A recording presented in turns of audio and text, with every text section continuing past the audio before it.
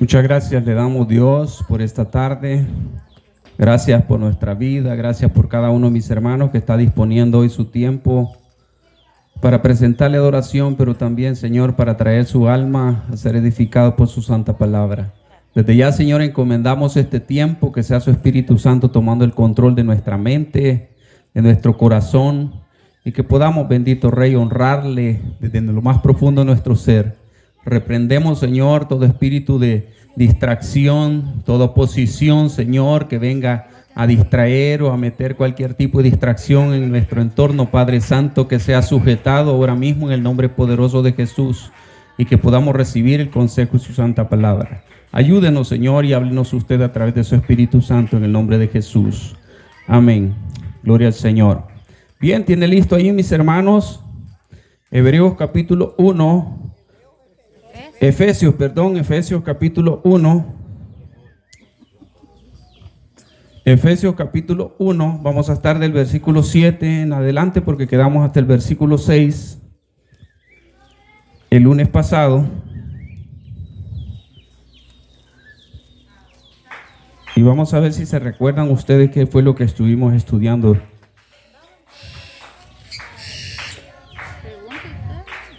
Efesios.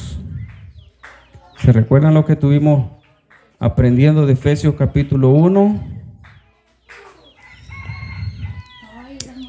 Hablamos algunas cositas, ¿verdad?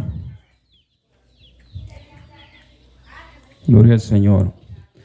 Primero dijimos, hermano, que a través de la carta a los Efesios, la palabra del Señor nos presenta a la iglesia como un cuerpo. Eso fue lo primero que estuvimos diciendo el lunes pasado, que la iglesia a través de la carta de los Efesios es presentada como un cuerpo. Pero, ¿cómo fue la creación de este cuerpo? ¿Cómo ha sido la conformación de este cuerpo? Y hablamos acerca de las bendiciones de pertenecer a este cuerpo. A ver quiénes me dicen algunas de las cosas que estuvimos estudiando en estos versículos del 1 al 6 de Efesios. ¿Quién se atreve? ¿Quién me dice qué dijimos de Efesios capítulo 1 del 1 al 6? Estuvimos aclarando algunos términos, ¿verdad? Dijimos que la palabra del Señor dice que nos bendijo con toda bendición espiritual, que el Señor nos escogió, que el Señor nos llamó, que el Señor nos predestinó, que el Señor nos adoptó, que Él nos aceptó. Pero dijimos que había una frase clave en esos 6 versículos que estudiamos. ¿Cuál era la frase clave? En Cristo Jesús. Y estuvimos haciendo énfasis, mis amados hermanos, en que todas las bendiciones que el cristiano puede anhelar y que puede recibir cuando decide abandonar la vida de pecado y consagrarse para el Señor, todas sus bendiciones son en Cristo Jesús. Su fe en Cristo Jesús, su adopción en Cristo Jesús, la redención, el perdón de los pecados en Cristo Jesús. Pero esto no es solo por decirlo, sino que nuestra alma tiene que quedar afianzado que Cristo Jesús es suficiente. Dígalo conmigo. Cristo Jesús es suficiente. Dígalo conmigo. Cristo Jesús es suficiente. ¿Sabe por qué el apóstol Pablo estaba aclarando estos detalles? Porque ellos venían de conocer otras religiones, el judaísmo en este caso, los gnósticos que estaban presionando en aquel entonces también, y había necesidad de aclarar estos aspectos porque la gente, acuérdese que la gente venía del conocimiento de la ley. ¿Y qué decía la ley? Que para usted ser justificado, reconciliado para con el Padre, usted tenía que hacer y dejar de hacer, y con eso era justificado para con el Padre, porque de eso se trataba la ley de Moisés, de obras que usted tenía que dejar de hacer y obras que usted tenía que hacer, y con eso era justificado por el Padre. Entonces, imagina usted traer una tradición así de tantos años, creyéndola usted y practicándola porque había sido la ley de Dios, pero ahora con el aparecimiento en escena de Cristo Jesús en este mundo, se cambió todo el panorama religioso. de la reconciliación para con el Padre. Ahora ya no eran las obras para justificación, ya no eran las obras para reconciliación con el Padre, guardar el sábado, guardar los mandamientos, guardar todas las leyes que habían, leyes ceremoniales, leyes sanitarias, las leyes civiles, las leyes morales. Era todo un conjunto que habían sido redactadas en los libros de Levítico, con Moisés, en Números, y la gente entonces, a través del cumplimiento de estos escritos, ellos serán justificados para con Dios el Padre. Pero ahora viene Jesús, 33 años, crucificado, sepultado, resucitado al tercer día, y ahora dice: usted, para ser justificado para con el Padre, solo necesita creer en aquel que extendió sus brazos en la cruz y que resucitó. Ahora yo quiero que comprendamos, mis amados, que no era fácil para las personas haber tenido toda una religión ancestral desde los tatarabuelos para acá y todo, y creyendo en su padre Abraham, creyendo en David, el gran rey, creyendo en sus profetas, creyendo en Moisés, y ahora que le diga: se cumplió, lo que estaba profetizado se cumplió, y ahora la reconciliación nada más es a través de Cristo Jesús. No era fácil. Como cuando alguien viene de la formación católica y viene al conocimiento del evangelio, y ahora de una vez por todas le dice: mire, es que usted ya no le puede rezar a ningún santo, ya no le puede rezar a María, porque todo es a través de Cristo Jesús. No es fácil asimilar eso. Eso solo el Espíritu Santo puede hacerlo, de quitar eso y de inyectar esa verdad en el corazón para que la persona diga: yo creo que solo en Cristo Jesús. Pero por eso el apóstol Pablo se está tomando el tiempo acá para decir y repetirlo una y otra vez: en Cristo Jesús. El apóstol Pablo se asegura de que el ser humano asimile que la salvación, que la mediación, que la intercesión y que todo se le ha entregado a Cristo Jesús. Entonces, eso es lo que vimos en los versículos hasta el versículo 6. Pero ahora vamos a estar viendo a partir del versículo 7 en adelante.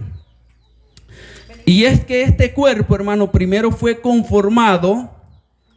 Y acuérdese que estudiamos el lunes pasado que dice que fuimos nosotros escogidos, fuimos vistos, fuimos llamados, fuimos predestinados desde antes de la fundación del mundo. Desde ahí se conformó el cuerpo.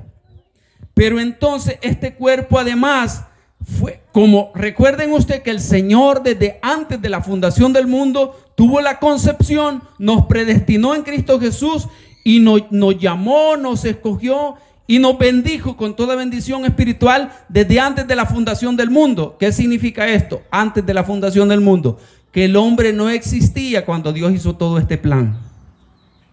No existía Adán, no existía Eva, ni los primeros no existían, porque dice antes de la fundación del mundo Dios hizo este plan. En sus planes estaba bendecirlos a todos. En sus planes estaba darle estas bendiciones grandes al mundo. Pero ¿qué ocurrió cuando vino Adán y Eva a este mundo? Eso no lo tenemos que olvidar.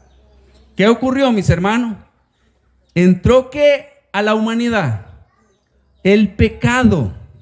Entonces Dios en sus planes antes de la fundación del mundo tenía pura bendición en Cristo Jesús, pura herencia en Cristo Jesús.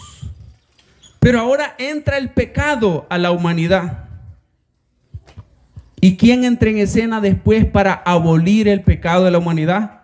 Cristo Jesús. Entonces, conociendo ese panorama, ahora nosotros tenemos que ver que este cuerpo de Cristo, entiéndase bien, porque los primeros días que estuvimos predicando acá, después que regresamos, nosotros estuvimos explicando acerca de quién era la iglesia. ¿Quién se recuerda que explicamos eso? Que la iglesia no es un rótulo, que la iglesia no es una denominación, sino que la iglesia la van a conformar todos los que hayan muerto esperando a Cristo Jesús, habiendo tenido una vida consagrada a Cristo Jesús, o los que estén vivos también cuando suene esa trompeta y que estén viviendo en la voluntad de Dios. el rótulo de la iglesia no va a importar en ese momento.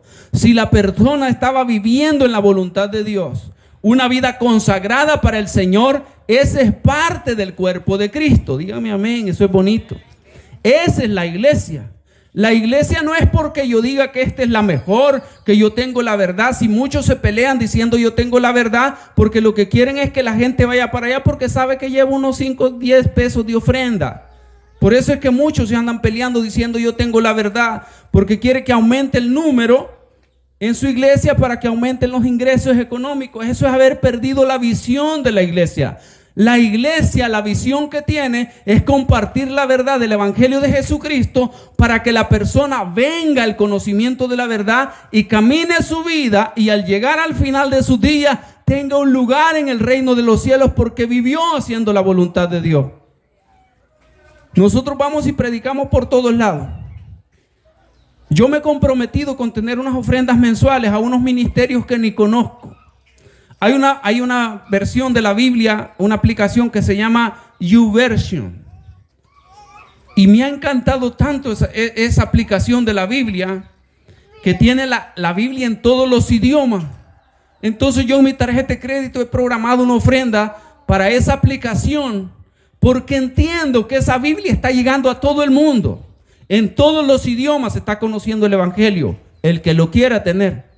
Entonces yo quiero ser parte. A mí no me importa dónde van a congregarse los que van a recibir esta palabra. No va a decir yo voy a ofrendar solo aquí porque esta es mi iglesia, porque esta es mi denominación. Lo que nos debe de importar, hermano, que la gente conozca la verdad, el evangelio de Cristo Jesús, que sean salvos a través de Cristo Jesús. Los rótulos de las iglesias, de denominaciones, se los inventó el hombre. Y normalmente se los inventaron por puras pretensiones humanas. Cristo no dejó rótulo de iglesia. Fue un apodo el que se le puso a los seguidores de Jesús allá en Antioquía, que se les llamó cristianos por primera vez, pero como apodo se les dijo cristiano. No habían nombres de iglesia, no habían rótulos de denominaciones. De ahí para acá, uno se dividió para acá, el otro se jaló un puño para allá, le puso un nombre al que le pone el nombre más extravagante. Y yo quiero que se vengan para acá, porque quiero verme grande, porque quiero verme seguido por mucha gente. Pero entonces este cuerpo, hermano, y hablamos esto para que comprendamos que el propósito de Dios fue crear un cuerpo. Y me quedé explicándoles, recordándoles qué es ese cuerpo. El cuerpo de Cristo es la iglesia. Diga yo soy iglesia, dígalo usted. Si hace la voluntad de Dios, usted es iglesia.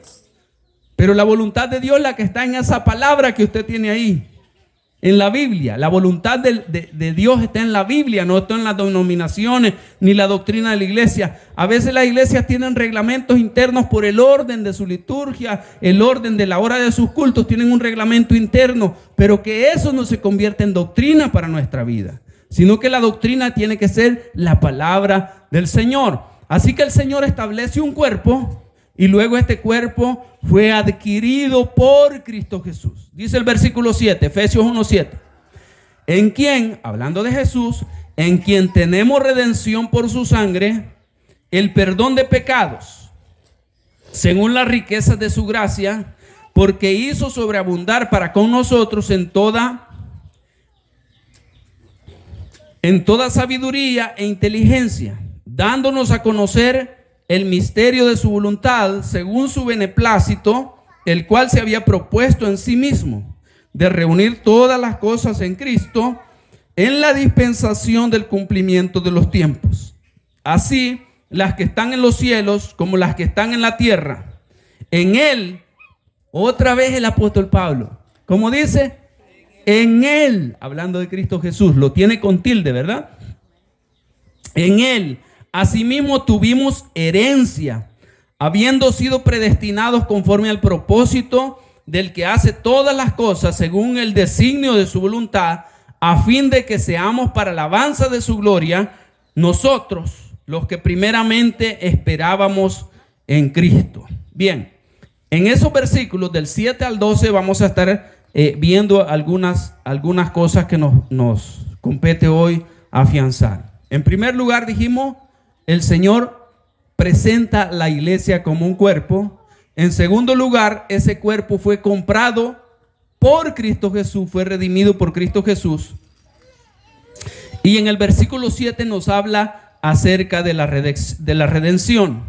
Según el diccionario bíblico, mis hermanos, la redención es la acción de rescatar o liberar a alguien de una situación o condición. En contexto de teología cristiana, la redención es la acción de Cristo de liberar a la humanidad de sus pecados. Aquí no entendemos mucho el contexto de redención. Ese concepto no lo entendemos mucho. Y yo creo que por ese foco no me alumbra esta, pero gloria a Jesús. ¿Qué le pones para que se encienda? Una toalla atrás. No, esto solo hay que apagar el foco de arriba. Bien, entonces mis hermanos, el concepto de redención, ¿sabe por qué no lo comprendemos mucho aquí? Porque aquí no se practica la redención. Allá en la cultura bíblica la redención era muy común. Y la redención significaba que la deuda de un pariente la podía pagar el pariente más cercano. De eso se trata. No, es que yo sí veo acá. Lo único que la luz la necesito para él. Entonces, ¿me permiten una imprudencia? Yo soy un poco irreverente.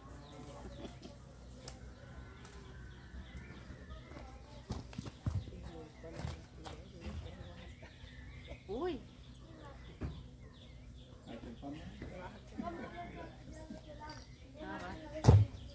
Cuidado, cosa seria, hermano.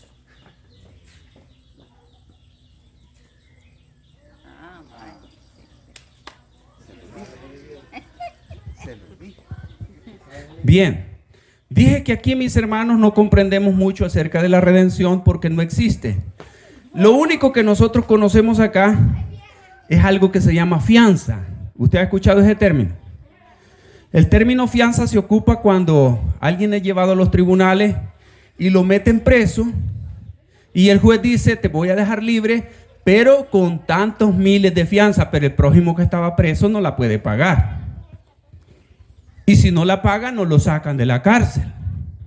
Entonces puede llegar un familiar, un amigo, un cercano y decir: señor juez, aquí están los 5,000 pesos que por mi amigo está pidiendo de fianza.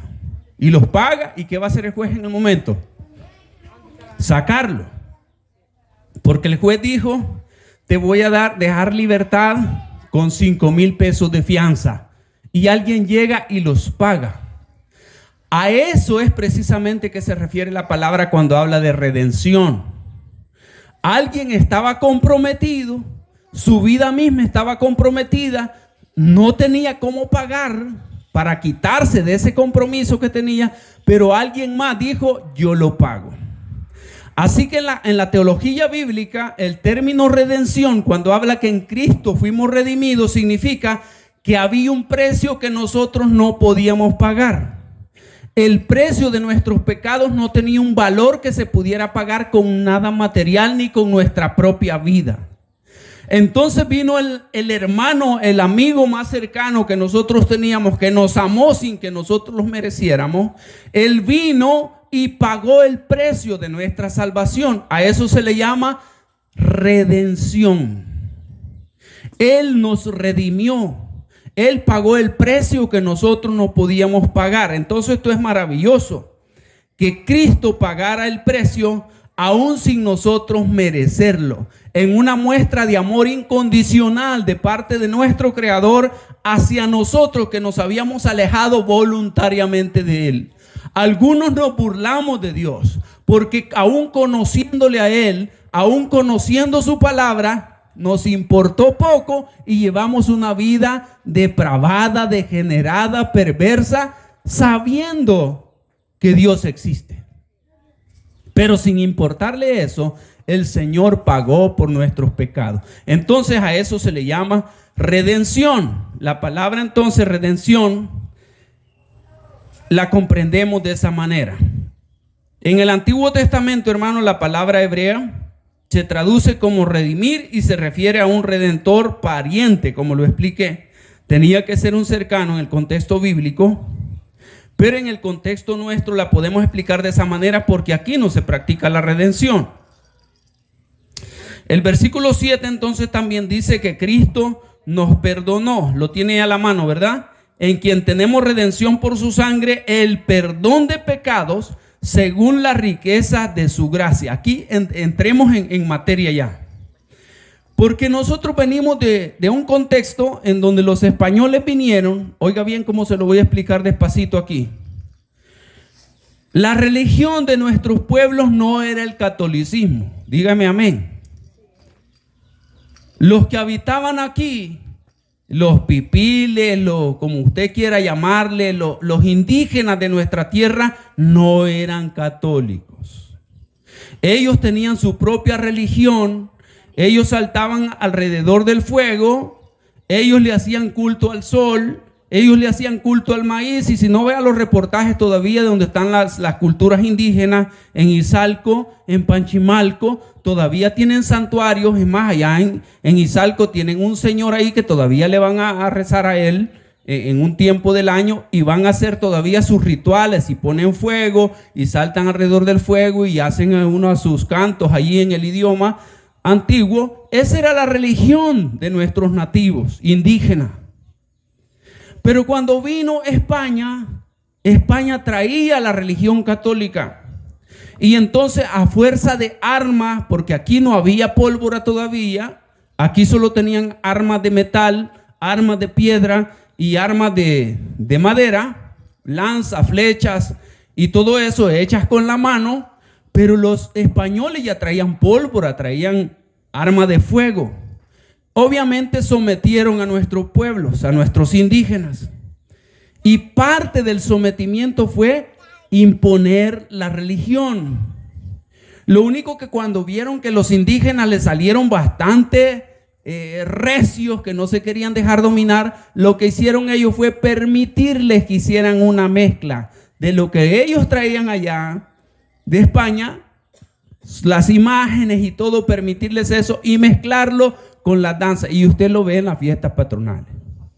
Ahí lo vemos, los viejos y todo eso. Es una mezcla de la religión de los indígenas con la religión que trajeron los españoles. Entonces, pero la religión no fue impuesta a la manera que se conocía allá. Pero Cristo entonces, Él nos redimió. Gloria a Jesús. Dijimos que Él nos perdonó, ¿verdad? Pero para entender nosotros que Cristo nos perdonó, yo quiero leerles Colosenses 2:13. Dice: y a vosotros, estando muertos en pecados y en la incircuncisión de vuestra carne, os dio vida juntamente con Él, perdonándoos todos los pecados. Y yo lo que quería comentarles, hermano, por eso me fui a dar esa vuelta por allá, es porque de repente se nos ha enseñado que para el perdón de pecados usted puede hacer algunas cosas.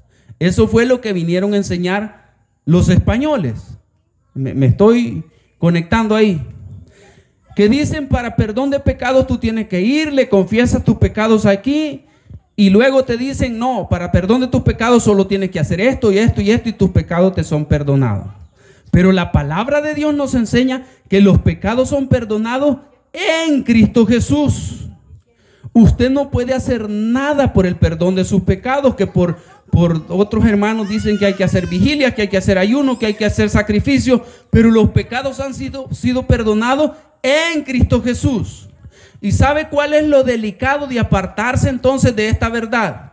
Que cuando usted cree que por hacer ciertas penitencias o cumplir con ciertos sacrificios de su carne, sus pecados van a ser perdonados, usted le está quitando méritos al sacrificio redentor de Cristo Jesús. Usted está diciendo que usted podía quitarse los pecados usted mismo, que no necesitaba el sacrificio de Jesús. Esto es lo delicado de no entender esta verdad. Porque cuando usted cree que sus pecados pueden ser quitados por hacer ciertas penitencias o por hacer ciertos sacrificios, usted está diciendo, o sea que yo solo me podía pagar el precio de mis pecados y redimir mis pecados. Le estamos quitando entonces el mérito del sacrificio de Cristo. Entonces no era necesario que Cristo padeciera en la cruz. Por eso el apóstol Pablo está siendo enfático diciendo: en Él fuimos nosotros perdonados. ¿En quién? En Cristo. ¿A quién entonces tenemos que venir cuando nosotros hemos pecado? A Cristo. Pedirle perdón a Cristo y decirle: Cristo, te fallé otra vez. Le suplico que me perdone. Yo entiendo que usted ya pagó, pero otra vez volví a caer en mi debilidad. Le pido que me perdone. Y si usted lo hizo de corazón, Él lo perdona, porque ya pagó el precio. Él ya pagó el precio. Entonces, hermano, estos detalles bien importantes que nosotros los conozcamos, porque si no, nosotros vamos a seguir cargando la culpa. Si nosotros no creemos que el sacrificio de Cristo fue suficiente, nosotros vamos a seguir queriendo pagar por nuestra culpa. Hay gente que después de tener 10, 20 años de ser cristiana, sigue cargando con la culpa de sus pecados y le sigue atormentando en su corazón, y no se siente digno a veces de tomar un privilegio en la iglesia porque se siente culpable de sus pecados. Pero si entendemos esta verdad, nuestros pecados fueron pagados completamente en la cruz. Cristo pagó el precio completo y nos redimió. ¿Cuándo nos redimió? En tiempo pasado. Nuestros pecados ya fueron borrados, ya fueron pagados. Desde el momento que usted confesó a Cristo como su Señor y Salvador y se consagró a Él de todo corazón, usted tiene que estar confiado y seguro de que su cuenta fue pagada en su totalidad. Alégrese por eso. Dígame. El precio de nuestro pecado fue pagado allá en la cruz, en tiempo pasado.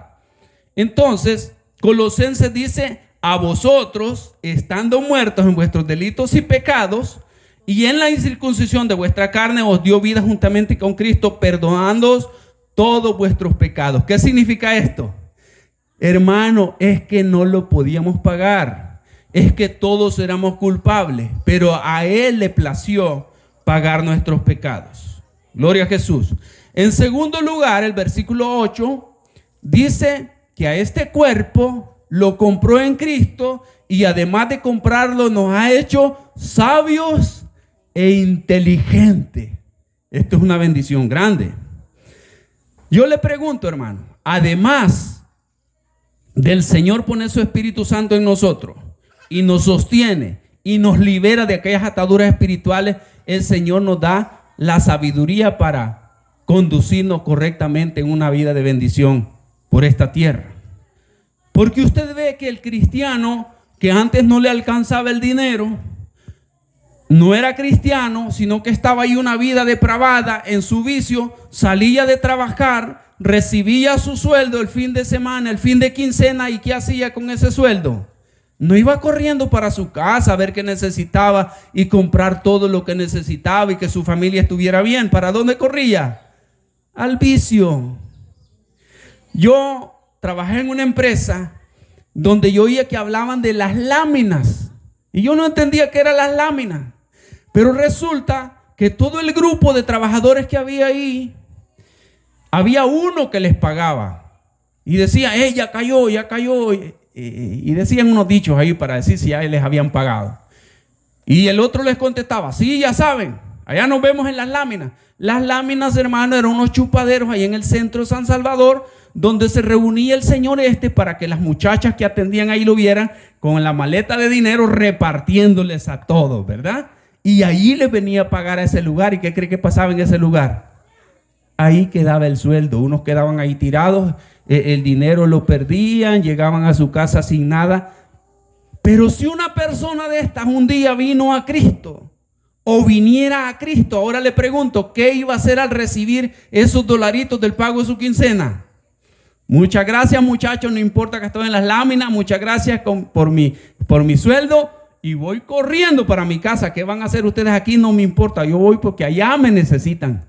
Porque el Señor nos dio sabiduría, nos hizo inteligentes. Lea conmigo el versículo 8. Gloria a Jesús. Dice el versículo 8: que hizo sobreabundar con nosotros en toda sabiduría e inteligencia. Y vemos nosotros la prosperidad. Es más, esto lo quiero aclarar, así debería funcionar los hogares cristianos, la vida cristiana. Cuando usted viene a Cristo, debería de verse una prosperidad en su vida, un cambio en su vida, porque usted se hizo inteligente, se hizo sabio. Aquel que antes, hermano, sacaba más préstamos de los que podía pagar, iba a firmar a las casas comerciales más de lo que podía pagar, ahora que recibió a Cristo, el Señor le hizo sabio. Así que ya no es de cristianos entonces meterse en ese tipo de problemas, porque el Señor ya te hizo sabio, inteligente. El Espíritu Santo te va a recordar aquella palabra que dice: hey, no salgas por fiador. ¿Por qué han de quitar tu cama de debajo de ti? Si has salido de fiador por alguno de tus amigos, ve corriendo, dice, y ve cómo te libras de la firma que pusiste, porque ¿por qué has de pagar tú la deuda del otro amigo? Porque el Señor te da toda la sabiduría.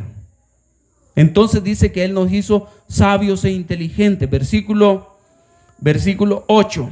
San Juan 16:13 dice, he tratado de relacionar otros versículos, hermanos, con lo que estamos leyendo en Efesios. Dice San Juan 16:13, pero cuando venga el Espíritu de verdad, Él os guiará a toda verdad, porque no hablará por su propia cuenta, sino que hablará todo lo que oyere y os hará saber las cosas que habrán de venir. Dice que el Espíritu de verdad os guiará a toda verdad. Lo que trae tristeza a nuestro corazón es engaño del enemigo. Así que las malas decisiones que podemos tomar en nuestra vida, aún en nuestra vida cotidiana, si usted va a tomar una mala decisión, un mal negocio que vaya a hacer, podría ser un impulso del enemigo todavía, pero el Señor dice que nos ha guiado a toda verdad. El Señor le va, o a la esposa, ¿verdad? La esposa le va a decir: mira, ¿no será que en ese negocio vamos a salir mal? Mejor no te metas ahí. Y usted va a decir: Señor, ¿será que usted me está hablando a través de mi esposa? Porque Él nos ha hecho sabios e inteligentes. Quizás nos estamos librando de un gran problema. A veces con una firma, aunque sea chiquita su firma, se puede meter en problemas bien grandes por poner una firma en algún lugar. Y el Señor dice que nos hizo sabios e inteligentes. Pero también, hermano, nos reveló la voluntad de Dios y el camino a Dios. El versículo 9, ¿qué dice? Versículo 9, dándonos a conocer el misterio de su voluntad, según su beneplácito, el cual se había propuesto en sí mismo. Mire, esto aún los apóstoles le dijeron a Jesús: ¿cómo es que tú has escondido estos misterios a los entendidos y los has revelado a los niños, a los más pequeños de la fe? ¿Sabe por qué los apóstoles le dijeron esto? Porque los apóstoles entendieron los misterios grandes de la salvación, los misterios de la gracia, el perdón de pecados, hermanos, sin necesidad de sacrificios humanos. Porque eso es lo que vino a mostrar Jesús, que Él venía a pagar todo el precio de nuestra maldad. Y los apóstoles se asustan y le dicen: ¿cómo es que tú escondiste esto de los sabios? ¿A quiénes consideraban ellos como sabios? A los escribas, a los fariseos. Eran gente bien entendida, eran diestros, maestros de la ley, maestros de religión en aquel entonces. Y usted se recuerda a Nicodemo cuando se enfrentó con Jesús, ¿qué le dijo? Jesús le dijo a Nicodemo, siendo maestro, fariseo, y le dice: Jesús, ¿cómo yo siendo viejo voy a poder volver a entrar en el vientre de mi madre? Cuando Jesús le dijo: te es necesario nacer de nuevo. A eso se refiere el apóstol Pablo aquí, cuando dice que nos mostró el misterio de su voluntad. Y los apóstoles estaban asustados que los grandes entendidos no entendían las cosas que ahora a ellos les parecían tan claras. El misterio de la gracia, la salvación en Cristo Jesús. Qué maravilloso esto. Y ahora nosotros acá, hermanos, hemos andado en lugares. Allá hubo un lugar donde estuvimos en Cuscatlán, en donde mucha de la gente que nosotros evangelizamos no podían leer. Pero usted miraba a aquella gente deleitándose por haber conocido el evangelio de Jesús. Entendieron el evangelio. Y mi esposa siempre lo ha dicho. Y no comprendo, dice mi esposa, como algunos que son ingenieros. Una vez llevé a mis suegros allí donde asesinaron a Monseñor Romero. Y vi una señora de esa gente que se ve fina, se ve que tenía dinero. Y la señora estaba ahí ante, usted sabe, ¿verdad? Lo que tienen ahí, esa imagen con una grieta abajo. Y la señora se quedaba mirando y lo sobaba y oraba y le metía dinero en la grieta. Y le seguía mirándolo el rostro y lo seguía sobando y se agachaba a orar otra vez y le seguía metiendo dinero. Y uno dice, ¿cómo puede una persona que yo considero muy inteligente creer de esta manera? Pero qué maravilloso es cuando vamos a estos lugares y mucha gente que no puede ni leer se goza creyendo en la verdad de Cristo Jesús. No se necesitan títulos académicos, no se necesita sabiduría humana para recibir el regalo grande de la gracia. Así que usted, cuando entendió el evangelio de Jesucristo, siéntase privilegiado, porque el Señor no le pidió título universitario ni grado de la escuela para entregarle el entendimiento de la salvación. A esto es que está hablando el apóstol Pablo acá. Por su pura voluntad, dice la palabra que estamos leyendo ahí. El versículo 9, ¿verdad? Dice el versículo 9. Dándonos a conocer el misterio de su voluntad. Esto es maravilloso, hermano. Porque usted sabe que de repente yo saqué mi licenciatura, pero el título ni sé dónde está. Porque a mí no me importa que me digan licenciado. Ni sé dónde está, literal no sé dónde está. Porque el apóstol Pablo nos enseña diciendo, todas las cosas que yo había ganado, y el apóstol Pablo era de los grandes, dice, las he estimado como basura, dice el apóstol Pablo. A fin de conocer, dice el apóstol Pablo, la verdad de aquel que me amó. Entonces nosotros tenemos que sentirnos privilegiados que un día entendimos el evangelio de Jesús. Pero esto es lo más grande, lo que estamos leyendo acá, que dice que Él nos dio a conocer el misterio de su voluntad. Es decir, que realmente era un misterio. Y si usted entendió el evangelio de Jesús, siéntase privilegiado. Porque la voluntad de Dios era que el hombre sea salvo, dígalo conmigo, en Cristo Jesús. Y si usted ha entendido eso, eso es lo más grande que el mundo no entiende. El mundo quiere ser salvo por religión, el mundo quiere ser salvo por tradición, el mundo quiere ser salvo porque le recen después que ya se murió, el mundo quiere ser salvo por llevar grandes ofrendas a los orfanatos, pero la palabra de Dios dice que el misterio de su voluntad nos lo dio a conocer, que la salvación es en Cristo Jesús. Vea qué maravilloso esto. Y el versículo 9 yo lo he asociado acá con Efesios 1:9, que es lo que estamos leyendo, pero en otra versión dice: Dios nos mostró el plan que había mantenido en secreto. Oiga cómo lo dice esta otra versión, la NTV, la nueva traducción viviente. Dice: Dios nos mostró el plan que había mantenido en secreto y que había decidido realizar por medio de Cristo. Oiga que esto está más claro, ¿verdad? Nos dio a conocer su voluntad, el misterio que él había mantenido en secreto. Qué maravilloso. Entonces, mis hermanos, cuando nosotros conocemos estas verdades en Cristo, nos debemos de gozar. No sentirnos orgullosos, ¿verdad?, para sentirnos más que los demás, sino nos tenemos que sentir agradecidos con Dios y comprometidos cada día por ser más obedientes a su palabra. Porque un día partimos. Y si ya entendimos este evangelio, somos más responsables todavía de dar testimonio de Cristo, de que nuestra vida no avergüence el nombre de Cristo, no pisotee el nombre de Cristo, porque Él ya nos mostró esta verdad. Entonces somos responsables nosotros de representarlo a Él con dignidad en esta tierra.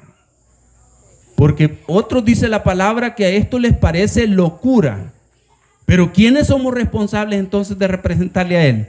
Diga usted, yo, porque a mí se me mostró los misterios de su voluntad. A mí se me mostró el plan que Él había diseñado en Cristo Jesús. El versículo 9 entonces, dice, del versículo 11, Él nos aseguró una herencia. Esto es maravilloso. Mucha gente tiene años de ser cristiana, pero no sabe qué tiene en Cristo Jesús para después de la muerte. Cuando le preguntamos, solo dice, es que vamos a ser salvos. Y otros dicen, es que solo vamos a pasar cantándole al Señor toda la eternidad. ¿No dice eso la palabra? ¿No dice eso la palabra? La palabra habla de un reino. La palabra habla de que reinaremos con Él. De que cantaremos toda la eternidad, no dice la Biblia. Y si usted encontró ese versículo que diga que vamos a pasar cantando toda la eternidad, tráigamelo y yo públicamente voy a decir aquí, perdónenme hermanos, me equivoqué. Pero la Biblia no dice que vamos a pasar cantando toda la eternidad. Sí dice que hay unos seres que Él tiene preparados allá para que le estén exaltando su nombre, diciéndole día y noche, santo, santo, santo, día y noche. Eso sí lo habla la palabra.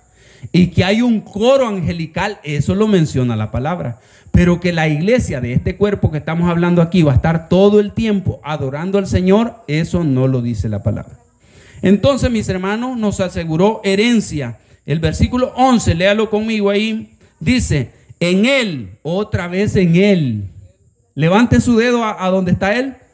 En Él, dice la palabra, Cristo Jesús. El apóstol Pablo, hermano, que no se le borre esto en la cabecita. Si le vienen diciendo, hermano, si usted no hace esto, no es salvo. Si usted no se viste así, no es salvo. Dígale, como dice un muchacho que me ayuda a mí a trabajar y que es mudito. Cualquier cosa que él no está de acuerdo, ¿sabe cómo le hace? No, mejor no les digo. Así le hace el mudito, mire, ve. Zafate, dice. Cuando él no está de acuerdo. Así que usted, conociendo esta verdad, usted le puede decir al hermano, perdón, hermano, no le haga como el mudito. Dígale, hermano, perdón, mi salvación es en Él. Si le dice, hermano, usted tiene 3 días de no venir a la iglesia, está en peligro su salvación. Usted dígale, mi salvación es en Cristo Jesús. Ni siquiera le está preguntando por qué no ha llegado a la iglesia. Quizás tuvo un problema de salud, de lo que sea. Otro le dice, hermano, si usted no se viste así, usted no es hijo de Dios.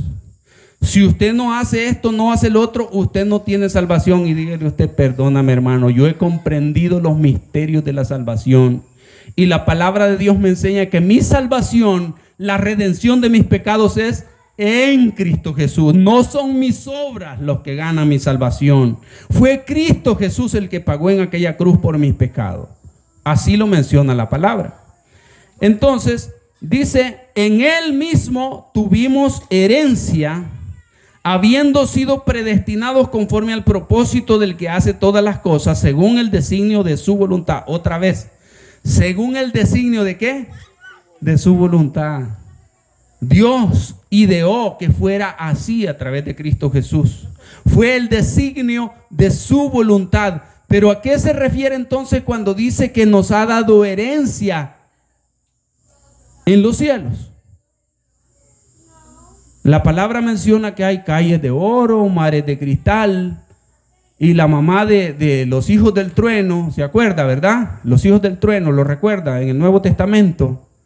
Los hijos de Zebedeo, Marcos y Juan. Dice que la mamá se le acercó a Jesús y le dijo, Jesús, cuando estés en tu reino, a uno de mis hijos te pido que lo ponga a tu derecha y al otro a la izquierda. La señora estaba afianzando. Y el Señor le dijo, eso no me toca a mí. Eso le toca a mi Padre. Pero una enseñanza les quiero dejar. El que quiera ser grande allá en el reino de los cielos, tiene que ser acá el servidor de los demás, le dijo.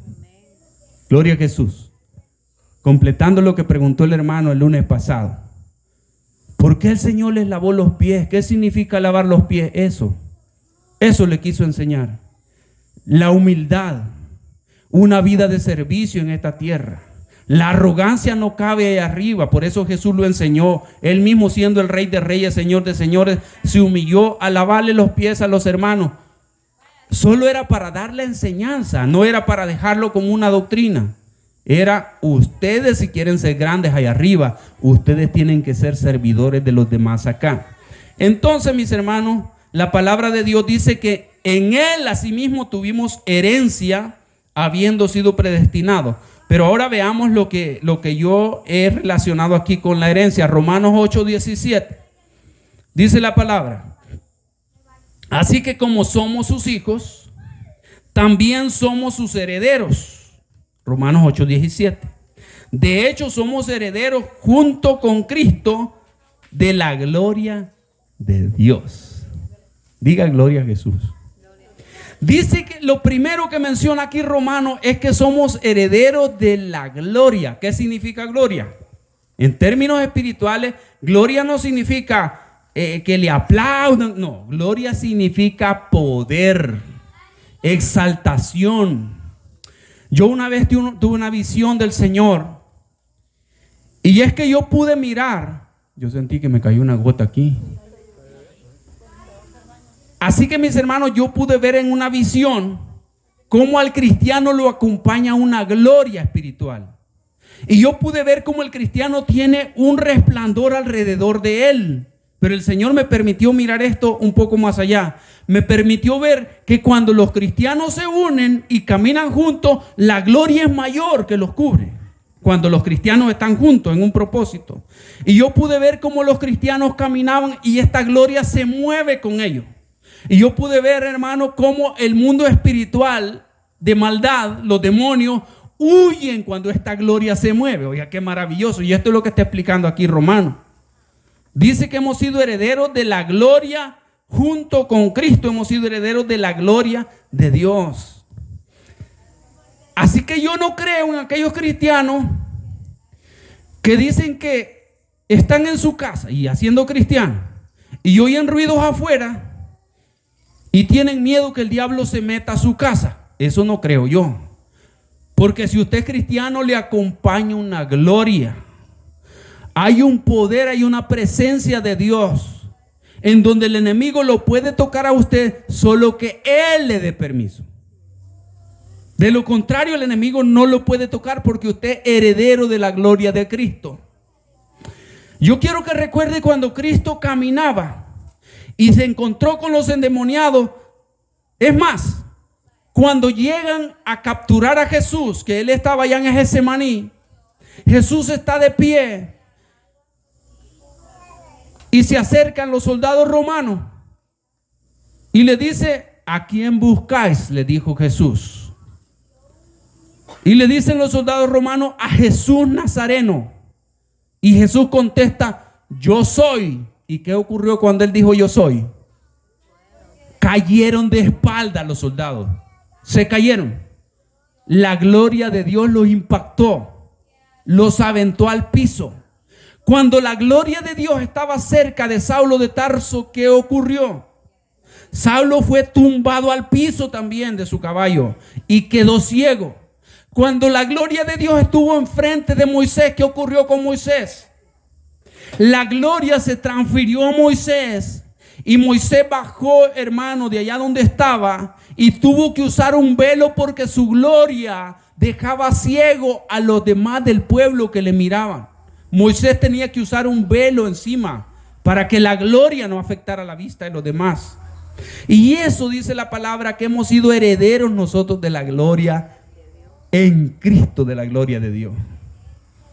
Créalo. Créalo, cuando usted va a hacer un negocio, por decir algo, vaya con toda la seguridad que usted va con un corazón limpio a hacer su negocio y usted va a llevarla de ganar, porque una gloria lo acompaña. Si usted va a sembrar su milpa, usted vaya seguro que es la presencia de Dios que va con usted y usted siembre con fe su cultivo. Usted viva su vida con fe. Cuando usted le va, por decir algo, a resolver un problema con alguien, usted no vaya temeroso de qué me va a pasar. Usted vaya con seguridad de que usted es heredero de la gloria de Dios en Cristo Jesús. Así que yo sé que Él va delante de mí y resuelvo mis problemas con fe, sabiendo que Él es el que va delante y Él es el que pelea por mí. Esta es la herencia que habla la palabra del Señor. Sigamos leyendo el versículo 11 que estamos leyendo. Tuvimos herencia habiendo sido predestinados conforme al que hace todas las cosas según el designio de su voluntad. ¿Por qué es que recibimos entonces esta gran bendición? Por su voluntad. Aquí no cabe el orgullo humano diciendo, es que mis predicaciones son de otro nivel y por eso es que las personas reciben a Cristo, por eso es que se convierten. Hay unos hermanos que nos hemos encontrado por ahí en las predicaciones que andamos, los hermanos nos cuentan. Hay unos señores que andan predicando y andan pidiendo unos privilegios de altura. No les gusta la cama que les puso el hermano, no les gusta la comida. Hubo uno que se molestó porque lo metieron caminando así por un terreno como este que era de tierra y él se ensució los zapatos, se molestó y le dijo que no entendía él, que él con solo la cuarta parte del cerebro, le dijo, él armaba un evento mejor que lo que ellos habían armado, le dijo. ¿Comprende usted esto? Yo no sé, hermano, dónde ha quedado esta palabra. Si la gloria es de Cristo Jesús, porque sus bendiciones han sido por su mera voluntad. Todo que el Señor haga en nuestra vida, todas las bendiciones que usted reciba, usted tiene que exaltarle a Él y darle la gloria a Él, porque ha sido por su pura voluntad. Pero esto dice la palabra que fue para el cumplimiento de los tiempos. Al final de lo que está hablando ahí en el versículo 12, versículo 10 también. ¿Qué dice el versículo 10 que lo dejamos atrás? Dice, el cual había propuesto en sí mismo de reunir todas las cosas en Cristo en la dispensación del cumplimiento de los tiempos, así las que están en los cielos como las que están en la tierra. De repente, hermano, esto del cumplimiento de los tiempos, y esto se relaciona mucho con estas religiones que nos están acusando a nosotros de que nosotros no creemos en un solo Dios, porque creemos en Padre, Hijo y Espíritu Santo. Entonces le hacen ellos así: Padre, Hijo y Espíritu, ¿cuántos son? 3, dicen. Entonces, ustedes no creen en un solo Dios, y la palabra de Dios dice que hay un solo Dios, que nuestro Dios uno es, dice Deuteronomio. Entonces, cuando nosotros nos metemos a estudiar eso, aquí se explica todo eso. Romanos 11:36 dice, porque de Él, oiga, por Él y para Él son todas las cosas, a Él sea la gloria por los siglos de los siglos. Amén. Dice que Dios reunió en Cristo todas las cosas. Ya vamos a ver la conclusión de esto. Esto para ir afianzando nosotros que el único merecedor de alabanza, el pastor Juan Carlos, se recuerdan que lo explicó perfectamente aquí mismo. Explicó que el único que merece la exaltación, alabanza, adoración se llama Cristo Jesús. ¿Por qué? Dice Romano, porque de Él, por Él y para Él son todas las cosas, a Él sea toda la gloria por los siglos. Amén. ¿Qué significa?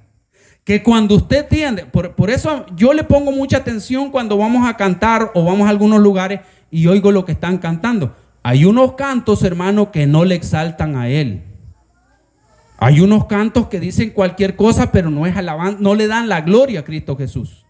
Y dice la palabra que en Él, por Él y para Él son todas las cosas, punto. Y luego sigue diciendo, a Él sea toda la gloria y la honra por los siglos de los siglos. Amén. Entonces toda la gloria tiene que ser para Él. Nosotros no podemos tener un líder religioso al cual nosotros nos humillamos y le exaltamos y nosotros le veneramos a un líder religioso. No, porque la gloria únicamente, dice la palabra, es para Cristo Jesús. Colosenses 1:16. Porque en Él fueron creadas todas las cosas, las que hay en los cielos y las que hay en la tierra, visibles e invisibles, sean tronos, sean dominios, sean principados, sean potestades. Todo fue creado por medio de Él y para Él. Así que yo no comprendo aquella doctrina que dice que nosotros le tenemos que pedir a otra persona para que esta persona le pida a Jesús, porque Jesús no le puede negar nada. Si dice que todo ha sido creado para Él, por Él y para gloria de Él. La gloria entonces, ¿de quién es? Nosotros no podemos ir a dar una gran vuelta para llegar a Cristo. Si Él dijo que quería ser nuestro amigo y que nosotros podemos acceder hacia el trono de la gracia y yendo directamente a Él. Juan 1:1. En el principio era el verbo y el verbo era con Dios y el verbo era Dios. Este era en el principio con Dios. Versículo 3. Todas las cosas por Él fueron hechas y sin Él nada de lo que ha sido hecho fue hecho. Esto, hermano, para desvirtuar aquella doctrina que le ha puesto a usted a que tenga fe en un niño y le han puesto distintos nombres al niño. ¿Y por qué usted va a poner la fe en el niño si usted sabe que el niño creció 33 años, puso sus brazos en la cruz, fue sepultado y a los 33 años fue la victoria más grande de su ministerio al resucitar de entre los muertos y ascender al Padre, consumando nuestra salvación de esa manera? Entonces, ¿dónde está nuestra fe? En el Cristo resucitado, en el que está a la diestra del Dios Padre, de donde había venido, porque la palabra de Dios dice que en Él fueron creadas todas las cosas desde el principio. Léalo conmigo. Versículo 3. Todas las cosas por Él fueron hechas. Y si Él vino a la tierra ya existía. Cuando nació de la Virgen, ya existía la tierra, la humanidad, todo. ¿Y cómo es que dice que por Él fueron hechas las cosas? Porque Él no inició allí. Dice que Él era en el principio con el Padre. En el principio era el verbo era con Dios y el verbo era Dios. Y en Él y por Él fueron hechas todas las cosas, y nada de lo que ha sido hecho, sin Él nada fue hecho. ¿Quién hizo todas las cosas? Cristo Jesús. Entonces, yo tengo que creer en ese Cristo que era desde el principio, no en el Cristo que nació allá en Belén. Porque Él ya era desde el principio. No me puedo yo quedar adorando al niño de la Navidad cuando dice la palabra que Él ya era desde el principio. Filipenses capítulo 2 dice que Él se despojó de su gloria, no estimando como el ser igual a Dios como cosa que aferrarse, dice la palabra, sino que descendió y tomando forma de hombre fue obediente hasta la muerte y muerte de cruz. Entonces Él se despojó, ya era desde el principio, habitó entre nosotros, y por eso todas las cosas, dice. Y si usted se recuerda, en el tiempo de Jesús, los israelitas tampoco creían esto. Y le decían, ¿cómo tú hablas de Abraham? Si tú no tienes ni 50 años, ¿cómo puedes decir que tú eras antes que él? Es que yo vengo de allá, les decía él. Y ustedes no lo quieren entender. Pero yo soy antes que Abraham. Yo vengo de allá de la eternidad. Bien. Pero cuando la palabra de Dios dice, al final del versículo 10, que esto fue para la dispensación del fin de los tiempos, versículo 10 dice, hermano, de reunir todas las cosas en Cristo en la dispensación del cumplimiento de los tiempos. Como esto es una enseñanza, yo quiero que nos vaya quedando claro esto, solo esto vamos a tocar ya. Dice que fue el cumplimiento de los tiempos. Oiga lo que dice Hebreos 2:8. Todo en la dispensación del cumplimiento de los tiempos. Hebreos 2:8. Todo lo sujetaste bajo sus pies. ¿Hablando de quién? De Jesús. El escritor está diciéndole al Padre, hablando con el Padre, todo lo sujetaste bajo sus pies. ¿Bajo los pies de quién está todo sujeto? Bajo los pies de Jesús. Hablando de todo, ¿a qué se refiere? Ya lo acabamos de leer allá. De las cosas que están en el cielo, en la tierra y debajo de la tierra. Es decir, los demonios también están bajo los pies de Jesús, sujetos a la autoridad de Cristo. Es por eso que el cristiano no puede... Óigame bien aquí todavía los que tienen niños. Espero que los que tienen niños no anden los niños con una chibola roja aquí colgada. Espero yo. O que los que ya son cristianos ahora tengan que ir corriendo para que le soben el niño porque le hicieron ojo. O que usted se ponga temeroso porque está cantando la aurora ahí cerca de su casa y dice que va a haber un muerto. O que usted se quede viendo al perro que se está devanando y siga creyendo que va a ocurrir algo porque el perro se está devanando. Todo está sujeto bajo la autoridad de Cristo. En la vida no va a pasar nada porque un pájaro está cantando, sino porque Él lo permite, sino porque está bajo la autoridad de Él. Y esto es lo que tenemos que entender, que nosotros creímos en ese Cristo que tiene todo poder sobre lo que está en el cielo, en la tierra y debajo de la tierra. Así que si lo está molestando y le dice que le hicieron un hechizo, espero que usted no vaya corriendo donde el brujo para que le solucione el hechizo, porque usted ha creído en uno que tiene sujeto todo bajo sus pies de lo que está en los cielos, en la tierra y debajo de la tierra. ¿Se alegra por eso?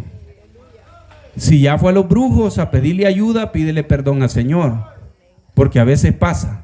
Cuando venimos con esa cultura pasada, entonces algo pasa y todavía le recomendamos al brujo, al conocido, y le decimos, mira, allá ese hermano es bueno, le ayudó a fulano, le ayudó a fulano, le ayudó al otro, pero el Cristo que hemos conocido dice que tiene todo sujeto bajo sus pies. Sea diablito o sea diablote, está sujeto a los pies de Cristo, bajo la autoridad de Cristo. 1 Corintios 15, 24 dice, luego, el fin, cuando entregue el reino al Dios y Padre. Esto quiero que lo entendamos. Me quiero detener acá. Porque un día ese Cristo que hemos conocido nosotros y que le han sido entregadas todas las cosas, dice que le devolverá el reino al Padre. Esta es doctrina profunda, hermano. Guárdesela.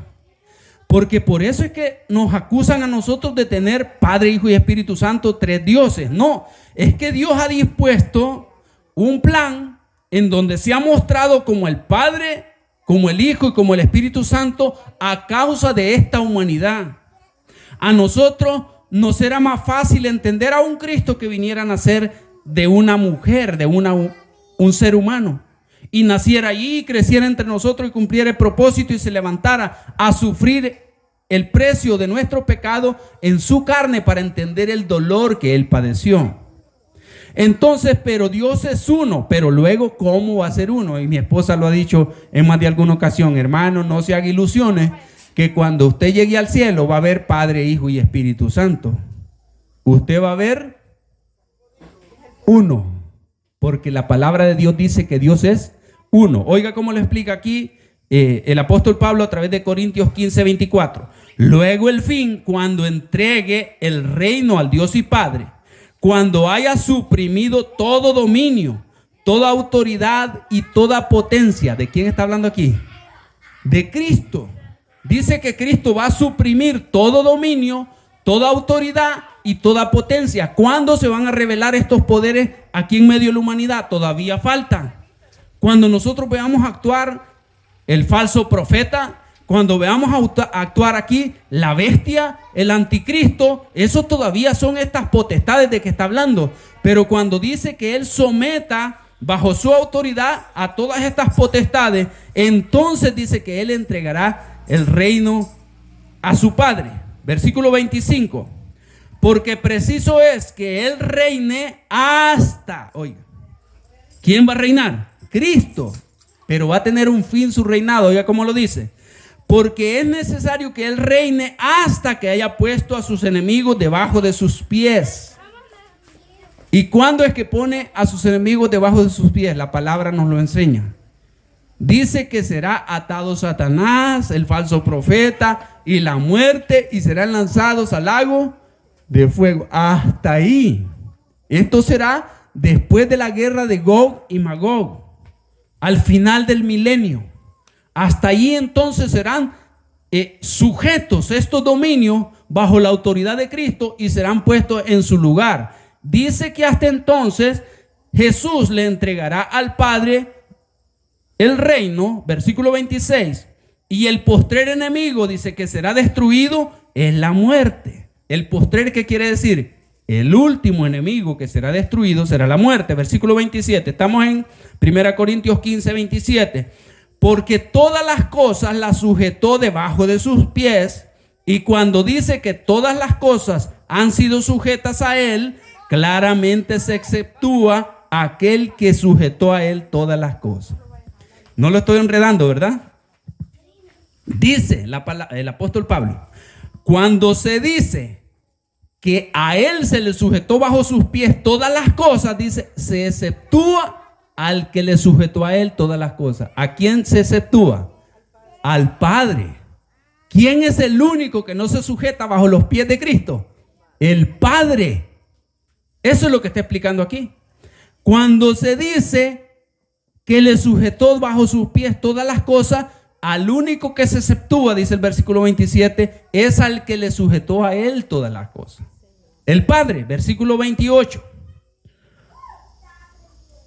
Pero luego que todas las cosas le estén sujetas, entonces también el Hijo mismo se sujetará al que le sujetó a él todas las cosas, para que Dios sea todo en todos.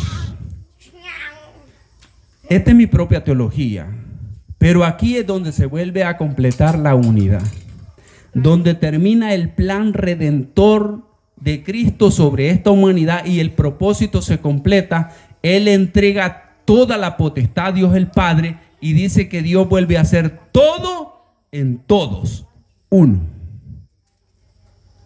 A partir de ahí, ya no es necesario que la humanidad conozca de Padre, Hijo y Espíritu Santo, ya no, porque ya el proyecto de salvación y de juicio fue completado, por lo tanto, ya no es necesario. ¿El Espíritu Santo para qué sirve? Para que nos consuele mientras estamos en esta tierra y el Padre está allá y el Hijo también ascendió. Entonces nos dejó al Espíritu Santo, pero ahí dice que será todo en todos. Entonces en la unidad con el Padre ya no es necesario. Padre, Hijo y Espíritu Santo. Entonces dice que hasta entonces Cristo se sujetará al Padre para que el Padre sea todo en todos. Espero que esto se comprenda, porque estas ya son cosas, hermanos, un poquito yendo más allá, ¿verdad? Porque esto ya, por eso dice el versículo 10 que leímos, que esto es en la dispensación del final de los tiempos. Por eso los traje a Corintios. Preguntas, mis hermanos. Yo sé que ya nos avanzó el tiempo. Sí. La primera vez que yo escuché eso fue en teología. En mi mente estaba a punto de tener un cortocircuito, porque uno desde niño le han enseñado la Trinidad. Y entonces cuando yo escuché eso por primera vez, yo estaba en serios problemas. Así que si usted está en serios problemas, no se preocupe. Yo estaba en serios problemas porque pues yo quería ver a Cristo, pero según esa palabra, Es que sí lo vamos a ver solo estará el Padre. Y entonces yo recuerdo en la eternidad, pero sí lo vamos a ver porque esto será después del milenio. al final, pero Sí. yo recuerdo que el catedrático tuvo problemas conmigo. Pues yo le permítame, le dije, acláreme bien ese asunto. Y yo leí el versículo y yo decía, ay Dios mío, a mí nadie me dijo esto, nadie me peleaba con el catedrático yo, pero es Biblia. Lo que pasa Amén. es que nadie se atreve a tocar esos puntos, pero son Gloria a Jesús. ¿Preguntas? Así que le cuento mi experiencia con ese versículo. ¿Preguntas, hermanas? Una hermana valiente que nos pregunte algo. Y después un hermano. Gloria a Jesús. Hermanos allá. ¿Les puedo preguntar yo de aquí para allá entonces? Pregunta sencilla, quien la quiera contestar. ¿Cómo quedó entendido entonces a qué se le llama redención? ¿A qué se le llama redención? Eso fue lo primero que explicamos hoy. Se lo expliqué con un ejemplo del que lo metían a la cárcel y todo. ¿A qué se le llama redención? Usted lo veo valiente, hermano, dígame. Alguien que vino a pagar los pecados. Amén. Otro pagó mi deuda. Esa es la redención. Bien. ¿Qué más dijimos? Cuando dice que Cristo, en Él fueron creadas por Él y para Él todas las cosas, ¿cómo queda entonces la enseñanza de que Cristo nació ahí? Entonces, ¿qué aprendemos de eso? De saber que Cristo fue el que hizo todas las cosas. ¿Qué aprendemos de eso? Porque a nosotros nos enseñaron que ahí nació, nos han enseñado a ponerlo ahí en los arreglos, adornos de Navidad, y después le pusieron otro nombre y todo, y al niño, y el niño, y el niño. Y nos enseñaron a adorar al niño. Pero cuando la palabra de Dios nos enseña que Él hizo todas las cosas, por Él y para Él fueron hechas todas las cosas, ¿qué nos queda tan claro a nosotros? Correcto. Que Él es eterno. Él no tiene principio. Él no inició allí al nacer de María de Belén. Él era desde el principio. Él solo se manifestó en forma humana y habitó entre nosotros. Otra pregunta, hermano, pregunten. ¿O ya quieren café? Bien, yo creo que el próximo lunes que vengamos, no vamos a seguir con esta enseñanza, sino que quizás vamos a intercalar una predicación de hermana Amanda y después vamos a seguir con esta enseñanza. Hermano, esto es doctrina para nuestra vida, y tiene que fortalecernos en la fe para estar seguros de lo que creemos, ¿verdad? Para entender cómo funciona nuestra salvación, y que nadie nos lleve para aquí con cuentitos de viejas, como decía el apóstol Pablo, cuentitos de la ciguanave, vamos a ir creyendo. Entonces, no, que estemos bien cimentados en la palabra del Señor. Muchas gracias le damos, Señor, por su bendición. Gracias, Señor, por este regalo maravilloso. Padre, su palabra nos enseña que hemos recibido herencia en Cristo Jesús. Y lo que menciona en estos versículos que estudiamos, Padre, que hemos recibido la herencia de la gloria de Dios en Cristo Jesús. Eso no es más, Señor, que su presencia. Eso no es más que su respaldo en nuestra vida. Gracias, Señor, porque eso nos da confianza para ir en este mundo que es malo, donde sabemos que enfrentaremos situaciones difíciles, enfrentaremos peligro, días malos, Señor, en nuestra vida, pero sabemos que su presencia está con nosotros, porque hemos sido herederos de su presencia, herederos de su gloria en Cristo Jesús. Gracias, Señor, por pagar a través del sacrificio de Jesús el precio de nuestra culpa en aquella cruz.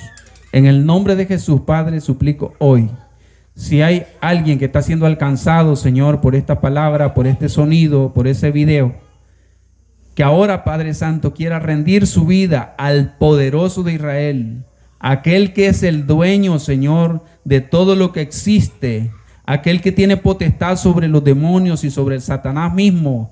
Quizás algún satánico, Señor, ahora, o algún brujo, Señor, a través de esta palabra, pueda entender que Cristo es el que tiene todo poder, que Él está con el vencido, Padre, y hoy quiera rendir su vida a Cristo. Hoy mismo, ahí donde estás, mi amigo, puedes decirle: Señor, hoy reconozco que a usted se le dio toda potestad. Ahora mismo yo reconozco que le necesito y que usted pagó en aquella cruz por mí. Y usted me redimió, pagó el precio de mi culpa. Ahora le pido que me perdone y le suplico que me reciba como su hijo. En el nombre de Jesús, de aquí en adelante quiero vivir haciendo su voluntad para honrarle, para glorificarle, porque también quiero ser heredero de su gloria en Cristo Jesús. Gracias por salvarme. Gracias por prestarme la vida hasta hoy. Gracias por recibirme como su hijo. En el nombre de Jesús le doy gracias. Amén. Padre, bendiga a cada uno. Llévenos con su bendición hasta nuestra casa en el nombre de Jesús. Amén. Dios les bendiga, mis hermanos. Qué bueno que pudo estar acá. Gloria al Señor. Ya vienen mis hermanas allí con un bocadillo. Dios les bendiga.